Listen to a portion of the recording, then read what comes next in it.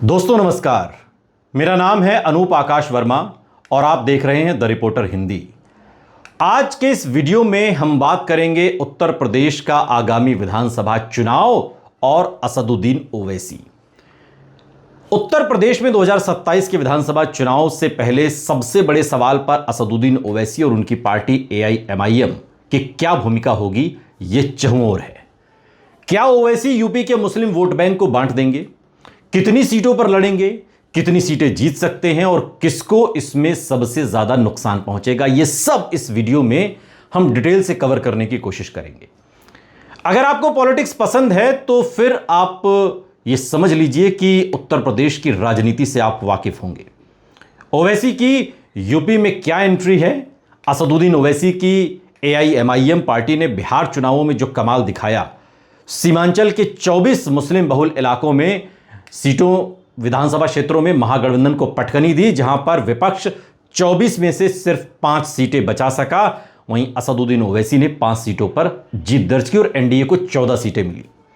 NDA ने 14 सीटें बिहार में अगर जीती तो भी उसका एक बड़ा कारण असदुद्दीन ओवैसी हैं और अब यही फॉर्मूला यूपी में आजमाने की तैयारी है।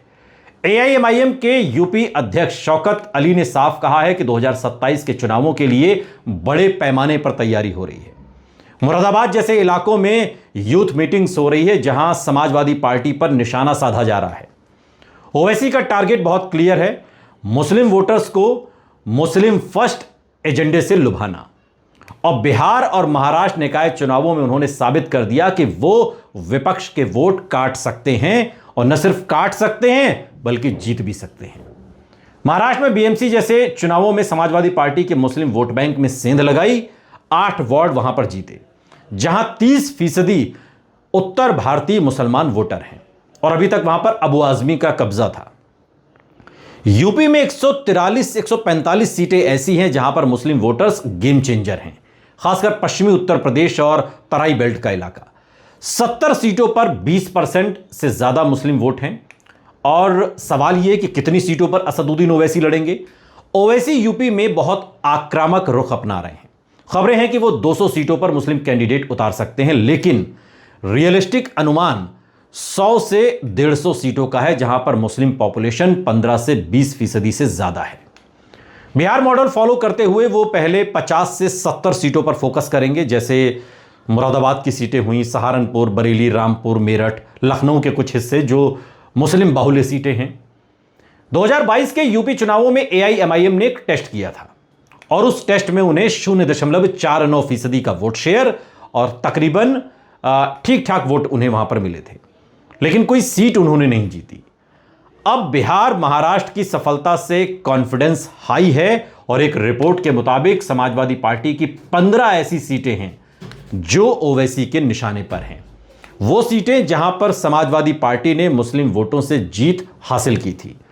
पीडीए गठबंधन में समाजवादी पार्टी के सांसद रमाशंकर राजभर ने तो एआईएमआईएम का स्वागत तक करने की बात कही, लेकिन एआईएमआईएम ने साफ इनकार कर दिया कि न्योता देंगे तो सिर्फ अखिलेश यादव देंगे। अब उत्तर प्रदेश के आप जो समीकरण है उसे समझने की कोशिश करिए। 145 सीटें हैं जो मुस्लिम बाहुल्य, 143 से 145 सीटें, और असदुद्दीन ओवैसी के लिए कितना चांस है यह समझना बहुत जरूरी है। बिहार के पैटर्न को देखें तो 10 से 20 सीटें रियलिस्टिक हैं, अगर मुस्लिम वोट 10 से 15% भी एआईएमआईएम को शिफ्ट हो गए। पश्चिमी यूपी में 20 से 30 सीटों पर असर पड़ेगा असदुद्दीन ओवैसी का, इससे कोई इनकार नहीं है। महाराष्ट्र में 125 सीटें जीती और 29 निकाय चुनावों में, तो क्या उत्तर प्रदेश में भी सरप्राइज पॉसिबल है? तो इसका जवाब हां में है। कैराना, जहां पर ओवैसी का पहले से बेस है, या जो 15 विधानसभा सीटें जहां पर समाजवादी पार्टी पिछला चुनाव जीती और असदुद्दीन ओवैसी ने भी ठीक ठाक वहां मुकाबला करने की कोशिश की, वहां से क्या वोट स्प्लिट की संभावनाएं बनती हैं? 2022 में एआईएमआईएम ने विपक्ष को अलर्ट किया था, लेकिन चैलेंजेस भी हैं। यूपी का मुस्लिम वोटर समाजवादी पार्टी और कांग्रेस को का लॉयल माना जाता रहा अभी तक। ओवैसी को ग्राउंड वर्क अपना बढ़ाना होगा। किन दलों को लगेगा सबसे बड़ा झटका, यह बड़ा महत्वपूर्ण सवाल है। ओवैसी का जो सबसे बड़ा टारगेट है वो समाजवादी पार्टी है। अखिलेश यादव का मुस्लिम वोट बैंक खतरे में है, क्योंकि बिहार में तेजस्वी को 14 सीटों पर नुकसान हुआ, मुंबई में सपा को 6 सीटें गंवानी पड़ी, तो इसलिए इस बात को उत्तर प्रदेश में भी समझना होगा। यूपी में समाजवादी पार्टी की 37% सीटें मुस्लिम वोटों पर निर्भर करती हैं। 37% सीटें, अगर 5 से 10% वोट कटे तो 20 से 30 सीटें जा सकती हैं। नुकसान समाजवादी पार्टी को होगा 15 से 20 डायरेक्ट लॉस यहां पर दिखाई देता है, खासकर पीडीए गठबंधन को। अब चूंकि कांग्रेस गठबंधन में कमजोर है अखिलेश यादव के साथ में, लेकिन कांग्रेस का अपना एक जनाधार है, हर विधानसभा पर उसके वोटर हैं। 5 से 10 सीटें प्रभावित होती हुई नजर आती हैं। खड़गे ने कहा कि हैदराबाद के ओवैसी को मत आने दो यूपी में, वो आया तो सब बर्बाद कर देगा। और हैदराबादी परेशानी जो बयान उन्होंने दिया था, वो भी कहीं ना कहीं अब उत्तर प्रदेश के चुनाव में असदुद्दीन ओवैसी भुनाने का काम करेंगे। बिहार में एनडीए को जो स्थिति बनी, जो जीत मिली, उसमें एक असर असदुद्दीन ओवैसी का भी है। लेकिन इस पीडीए में मायावती को भी क्या चोट पहुंचने वाली है? ओवैसी की रणनीति और फ्यूचर इंपैक्ट को अगर देखें तो सेकुलरिज्म के नाम पर बेवकूफ न बने, यह बात कहकर वो लगातार मुसलमानों की रहनुमाई करते हुए विरोधियों को ललकारते रहे, खासकर समाजवादी पार्टी को या राष्ट्रीय जनता दल को या मायावती को भी, जो मुस्लिम राजनीति करते हैं। महाराष्ट्र में उत्तर भारतीय मुसलमानों को टारगेट किया गया और यूपी में वही रणनीति अपनाई जा रही है। अगर गठबंधन का ऑफर आया, बिहार में 6 सीटें मांगी थी, नहीं मिली, गठबंधन का आया तो विचार हो सकता है, यह बात बहुत साफ है, मैंने कई बार कही।